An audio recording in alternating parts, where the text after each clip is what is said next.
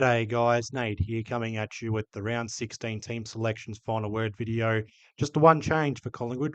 In comes Scott Pendlebury coming in for his record-breaking 436th AFL game. Out goes Mitch Badatsky, so we are going one key forward smaller in this game, and I'm not surprised by it. A few names were floated in my preview: Harvey Harrison, Bo McCreary out of form, Badatsky, Jack Buller, maybe Roan Steele, and we've landed on Mitch Badatsky. But I'm surprised at one change so far, and there's a watch on one Collingwood player. I'll get straight into the team selections and the lineups here for Collingwood. So in the back line, Perryman, Jeremy Howe, Billy Frampton, Isaac Quaynor across half back. That's a watch right there. Apparently ended training early on Thursday, or today, as of this recording. So watch this space literally on Isaac Quaynor if he's going to be selected or if he's laid out for Richmond on Saturday. Dan Houston, Josh Dacos across the half back line. Steele side bottom and Roan Steele on the wings. Can't make them. Two Steels on the wings and Ned Schlong smack bang in the centre. Half forward, Bone McCreary, Jordan DeGoey and Lockie Schultz. And the forward line, rounding it out, the key forwards, Dan McStay, Tim Membry and Jack Buller. Darcy Cameron the ruck, Lipinski named in the middle, roving. Hopefully it's not the case. I don't want to see Lipinski playing anywhere in the centre ball-ups. And Nick Dacos rounding out the midfield. Now, there's people saying that Nick Dacos could break the VFL AFL games record for most disposals. 50-odd disposals, that's just ludicrous. I'm expecting 60 disposals at the very least. And on the bench, Scott Pendlebury returning for, again, record-breaking 436th AFL game. Ed Allen, Jack Crisp, Sam Swadling, thank goodness he wasn't dropped. And Harvey Harrison rounding out the bench. Thank goodness Harvey Harrison wasn't dropped. The emergencies, a bit of an eye on this one. Harry DiMattia, Mitch Badatsky, and Liam Puncher. So a watch on Isaac Quaynor. If he's laid out, I'm expecting a debutant. So a bit of a watch this space. We'll find out in the next 44 hours. I'm Ron Burgundy. I don't know. Two changes to Richmond as well. Jack Ross coming in. Ryan Mansell coming in. So it's not Luke Traynor and Jack Ross. It's Jack Ross and Ryan Mansell.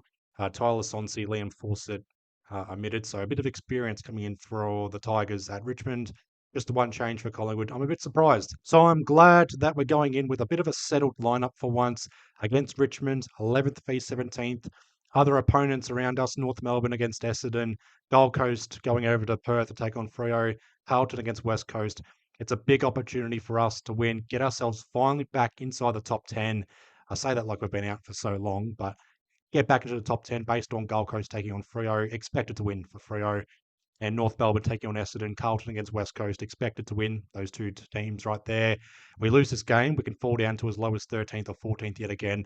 And if we lose this game against Richmond, again, what was the point of beating Port Adelaide? One step forward, two steps back. But I've got to stay positive. Have year of faith, everyone. I didn't want anyone to be overly negative coming out of that preview I made about nothing guaranteed about this win and whatnot. So any sort of negativity, I apologise for that. It's Richmond. It's a banana peel opponent. Like, we haven't lost against a bottom four team since Hawthorn 2023, West Coast 2022. We might be overdue for a loss against a bottom four side. Again, I'm sorry for being negative on that. It's just, and North Melbourne, that crazy comeback 2 years ago.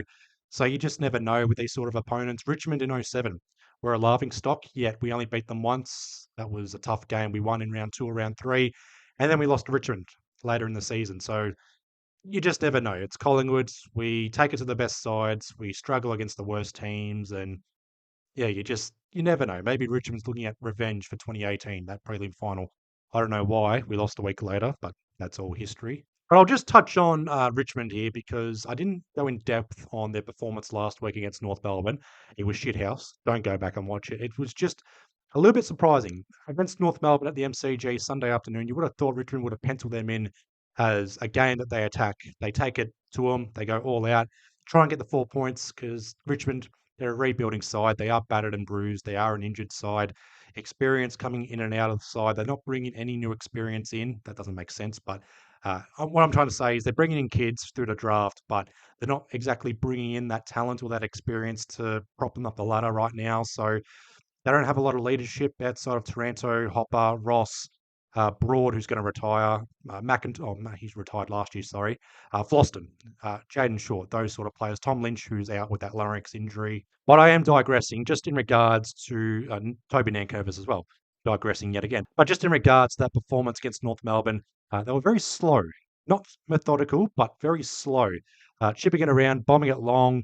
Their entries inside 50 were shocking. That's why Caleb Daniel had 40-odd disposals. Luke Parker was tremendous. Harry Sheasel in the back half of the ground was also tremendous. Don't be surprised if Richmond come out guns blazing.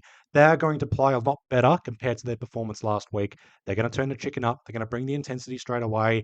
I guess the mindset is we'll have them taper off after half time, but you just never know. They typically take it to us. The last time we played them, they took it to us up until halfway through the third quarter. That's what I'm sort of expecting. I'd like to see a comfortable win, 8+ goals or some shit like that. But if I had to put a margin prediction on this, I'll go 32 points, somewhere in the middle.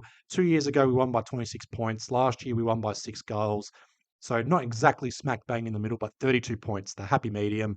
Anything less will be a bit disappointing. We're not in a percentage battle, but we need that sort of win and performance where it turns people's heads.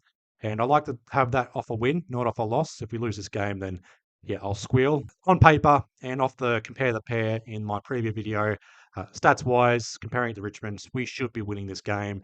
Richmond averaging 65 points a game for points for and conceding over 105 points a game, points against. So I don't expect us to win 105 to 65 or anything like that, but there's an opportunity right there, similar to Anzac Day. Have the lead at halftime, kick on, push on, get that.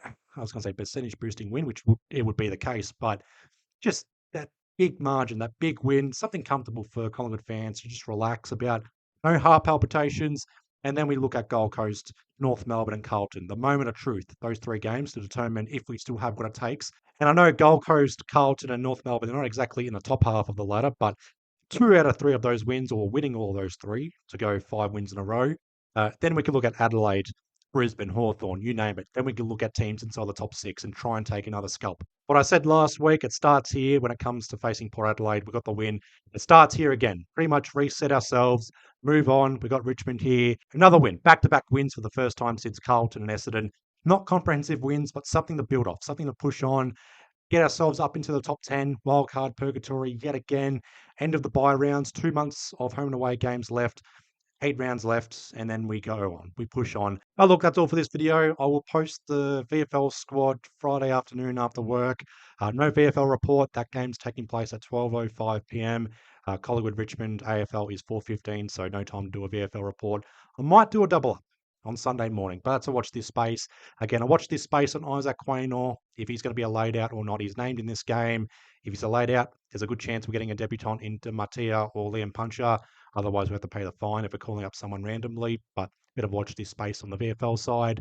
Leave your thoughts down below on team selections, final word video, the lineups for the best 23. Are you thrilled with the changes or not? But I'll leave you guys all to it. I'm hoping you guys have had a good week so far. Please be well, please be safe, and I'll see you guys on Sunday morning for the round 16 review. Up the Pies.